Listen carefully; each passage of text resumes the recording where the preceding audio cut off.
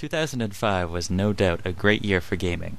We saw such graphical masterpieces as Resident Evil 4 and Ninja Gaiden Black. Standing on the sidelines during this endless battle for graphics, developer Nippon Ichi was releasing old-school tactical RPGs like Makai Kingdom. What it lacks in visual prowess, it makes up for enjoyment and post-game content. You begin the game as Lord Zeta, an all-powerful and hot-headed overlord of his own netherworld. In order to lengthen the life of his netherworld, Zeta goes to the sacred tome. Upon reading the tome, he discovers that his own stupidity would be the downfall of his netherworld. Zeta predictably vents his rage out on the tome and attempts to destroy it, forgetting that it would actually destroy his own netherworld. Realizing this just a few moments too late, Zeta must confine himself into the book to save it.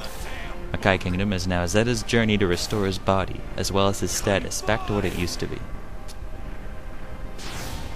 Like its predecessors, Makai Kingdom has a strategy RPG battle system. You place your customized characters in buildings, then summon those buildings onto the battlefield. The characters themselves are selected by the player. They can be certain classes, such as fighters, merchants, magicians, or monsters. As well, they can wield any weapon you choose, whether it be an all-powerful blade or a rock. During battle, your goal is to achieve the amount of points needed to complete each stage. Every monster is worth a slightly random amount, and often you don't have to defeat every monster to proceed on. To open up more of the map, you'll need to destroy the key. This key can be either a monster, item, or a piece of the scenery. It's usually not much trouble to do so, though it's a bit unclimactic to have defeated all of the monsters in the area, only to discover there's still a tree you need to take down. Occasionally, monsters will attempt to enter the buildings you have placed, but as long as you have some kind of defense inside, it shouldn't be an issue. It's more of a helpful feature for your side than the monsters. While not an overly flashy game, the characters and animations get the point across. You don't have 3-minute long special moves, but they are grandiose enough to reflect how much damage they do. The environments are simple and do tend to wear on you a bit. Still, it's in the style of the game to be traditional. Being able to interact with the scenery does help as well. The music in Makai Kingdom suits the game well.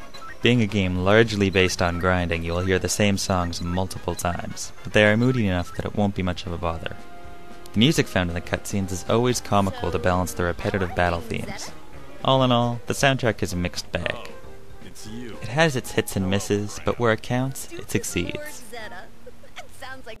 Watching the cutscenes, while optional, provides you with a hilarious and interesting storyline. Every few chapters you'll be introduced to a new character, and let me tell you, it ends up being quite the crew. It's tempting to just skip the story segments, but the payoff is quite nice if you decide to stick it through. You'll see some of the most over-the-top and colorful characters in any video game to date. As a whole, Makai Kingdom delivers. Its lighthearted approach pokes fun at itself, but its main plot is surprisingly deep and provides some twists along the way. If possible, I would try to get a hold of this game. Nippon Ichi generally does great work, and this is the perfect example of that. Oh, he's a moron.